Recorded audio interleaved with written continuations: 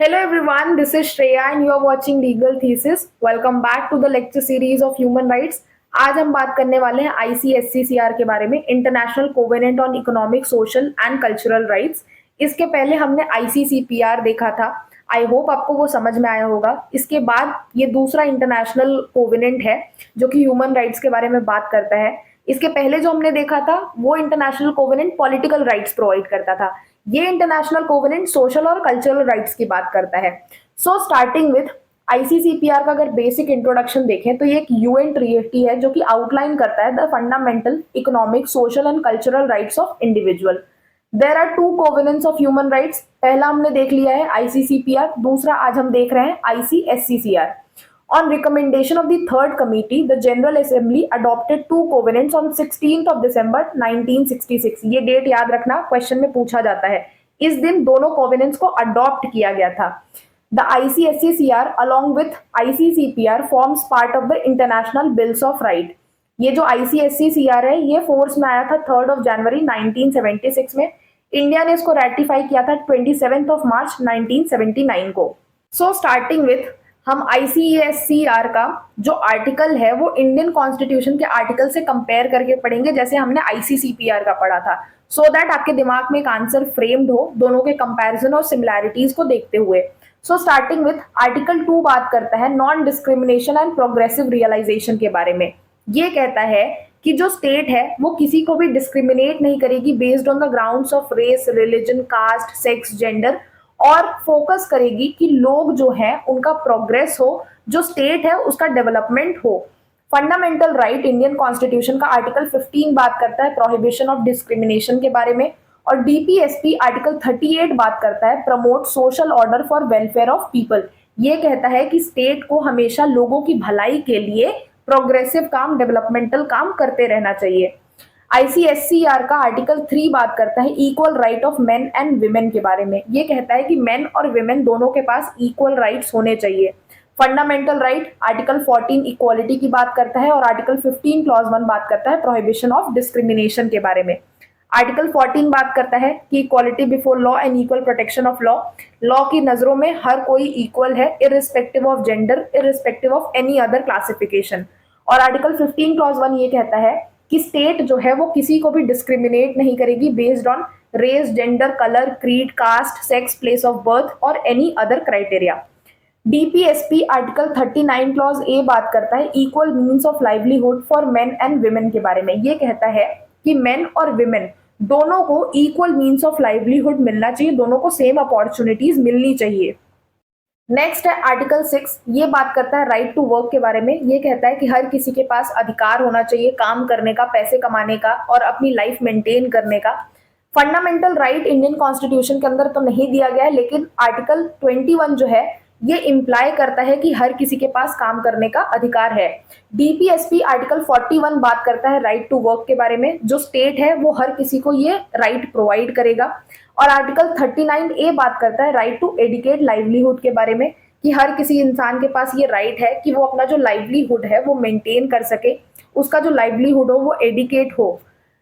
Article 7 बात करता है just and favourable condition of work के बारे में। जहाँ पे आप काम कर रहे हैं वहाँ का इन्वायरमेंट अच्छा होना चाहिए, हाइजीन होना चाहिए, क्लीनलीनेस होना चाहिए, लोग अच्छे होने चाहिए, सोशल सिक्योरिटी होनी चाहिए।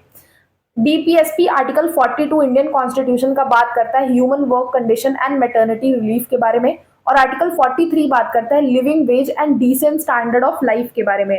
ये दोनों ही आर्टिकल्स जो हैं, आर्टिकल 42 ये कहता है कि जो वर्किंग कंडीशन है वो अच्छी होनी चाहिए, और जो विमेन है अगर वो मैटरनिटी रिलीफ चाहती है तो उनको वो चीज भी प्रोवाइड की जानी चाहिए।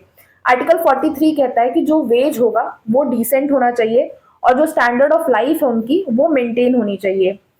नेक्स्ट है आर्टिकल 8, ये बात करता है right to form trade unions के बारे में। अगर आप चाहें तो आप ट्रेड यूनियंस फॉर्म कर सकते हैं, आप किसी भी तरीके के यूनियंस में पार्टिसिपेट कर सकते हैं। वहीं fundamental right of Indian constitution article 19 cross 1 सी बात करता है राइट टू फॉर्म यूनियंस के बारे में। आप किसी भी यूनियन के पार्ट बन सकते हैं, फॉर्म कर सकते हैं, लीड कर सकते हैं। आईसीएससीआर का आर्टिकल जो 9 है ये बात करता है राइट टू सोशल सिक्योरिटी के बारे में। ये कहता है कि जो स्टेट है उसका ये राइट है, उसकी ये ड्यूटी है कि वहां के लोगों को वो सिक्योरिटी प्रोवाइड करे कि वो अपने ही स्टेट में फ्रीली रह सकें। डीपीएसपी आर्टिकल 41 कहता है कि public assistance in unemployment, old age, sickness and disability, जो स्टेट है वो प्रोवाइड करेगी असिस्टेंस टू द पब्लिक। अगर कोई बेरोजगार है या फिर अपनी एज की वजह से बेरोजगार है, सिकनेस की वजह से बेरोजगार है या फिर डिसेबिलिटी की वजह से है, तो ऐसे लोगों को स्टेट जो है वो पब्लिक असिस्टेंस प्रोवाइड करेगी। नेक्स्ट है आर्टिकल 10, ये बात करता है protection of family, mothers and children के बारे में। आपके पास ये राइट है कि जो आपकी फैमिली है वो प्रोटेक्टेड हो, आपकी जो माँ है, आपके जो बच्चे हैं वो सभी लोग अच्छे से रहें, उनका प्रोटेक्शन हो। आर्टिकल 15 क्लॉज 3 यहाँ पे बात करता है special provision for women and children के बारे में। स्टेट जो है अगर उसको नेसेसरी लगता है तो वो किसी भी तरीके का स्पेशल प्रोविजन बना सकती है विमेन्स और चिल्ड्रन के लिए। डीपीएसपी आर्टिकल 39E जो है ये बात करता है prevent abuse of worker and specially childrens के बारे में, कि आप किसी भी बच्चे को एक्सप्लॉइट नहीं कर सकते हो, उससे अननेसेसरी काम नहीं करवा सकते हो, हैजार्डियस काम नहीं करा सकते हो, ये बात कहता है डीपीएसपी। आर्टिकल 39F जो है डीपीएसपी का, ये बात करता है opportunities for children to develop healthily. ये कहता है कि बच्चों को मौका मिलना चाहिए कि वो डेवलप हो हेल्दी तरीके से, हेल्दी एनवायरनमेंट में रह के उनके ऊपर कोई भी बुरा असर ना पड़े। आर्टिकल 42 बात करता है मैटरनिटी रिलीफ के बारे में, कि जो विमेन है उनको मैटरनिटी रिलीफ प्रोवाइड की जानी चाहिए according to their need. ICESCR का आर्टिकल 11 जो है ये बात करता है adequate standard of living, food and housing के बारे में।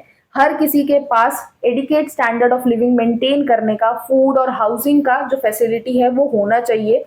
वहीं फंडामेंटल राइट आर्टिकल 21 में डायरेक्टली तो नहीं दिया गया है बट इंटरप्रेट किया गया है कि हर एक इंसान के पास राइट है to include shelter and livelihood, कि वो उसके पास फूड हो, शेल्टर हो, क्लोथ्स हो, लाइवलीहुड हो, मीन्स ऑफ अर्निंग हो।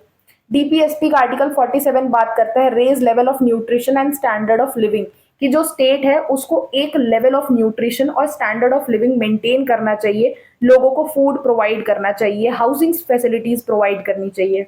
इसके बाद नेक्स्ट है आर्टिकल 12 जो कि बात करता है highest standard of physical and mental health के बारे में। ये कहता है कि हर किसी का अधिकार है कि उसको अच्छी फिजिकल और मेंटल हेल्थ प्रोवाइड की जाए, उसको मिले, वो उसका ह्यूमन राइट है। ये फंडामेंटल राइट्स में डायरेक्टली नहीं दिया गया, लेकिन आर्टिकल 21 के इंटरप्रिटेशन में इसको इंक्लूड किया गया है कि हेल्दी फिजिकल और मेंटल हेल्थ हर किसी का राइट है। डीपीएसपी आर्टिकल 47 बात करता है duty of state to improve public health के बारे में, कि स्टेट की ड्यूटी है कि वो पब्लिक हेल्थ मेंटेन करेगा, उसको इम्प्रूव करेगा, लोगों को प्रॉपर एक्सेस प्रोवाइड करेगा मेडिकल हेल्थ या फिर जिस भी चीज की जरूरत होगी to maintain such condition. Article 13 बात करता है राइट टू एजुकेशन के बारे में। हर किसी को एजुकेशन का राइट होना चाहिए, किसी को भी डिप्राइव नहीं किया जा सकता है एजुकेशन से। फंडामेंटल राइट आर्टिकल 21A बात करता है फ्री एंड कंपलसरी एजुकेशन के बारे में। 6 से लेकर 14 साल तक जो बच्चे हैं उनको फ्री और कंपलसरी एजुकेशन प्रोवाइड की जानी चाहिए। डीपीएसपी आर्टिकल 45 बात करता है early childhood care and education till at least 6 years. 6 साल तक के जो बच्चे हैं उनको एजुकेशन और अर्ली चाइल्डहुड केयर जो है वो प्रोवाइड की जानी चाहिए according to DPSP article 45। Article 14 of ICESCR ये बात करता है प्लान फॉर फ्री एजुकेशन के बारे में, कि जो स्टेट्स हैं उनके पास ये ड्यूटी है कि उनको प्लान करना चाहिए कि वो फ्री एजुकेशन प्रोवाइड करें लोगों को। वहीं फंडामेंटल राइट आर्टिकल 21A और राइट टू एजुकेशन एक्ट 2009 जो है ये भी प्रोवाइड करता है for free education. DPSP article 45 बात करता है provision for early childhood care and education to children below age of 6 years. Article 15 of ICESCR ये बात करता है participate in cultural life, science and arts के बारे में। अगर आपका इंटरेस्ट है आपके कल्चर में, आपकी लाइफ में, आपके साइंस या फिर किसी आर्ट्स में, तो आप उसमें पार्टिसिपेट कर सकते हो, आपके पास वो राइट है। Article 29 clause 1 of fundamental right Indian constitution ये बात करता है प्रोटेक्शन ऑफ कल्चर के बारे में। आप अपने कल्चर को प्रैक्टिस कर सकते हो, उसको प्रमोट कर सकते हो और प्रोटेक्ट कर सकते हो। This was all about international covenant on economic, social and cultural rights. I hope आपको समझ में आया होगा। If you have any doubt you can let me know in the comment box. Thank you for watching, keep studying.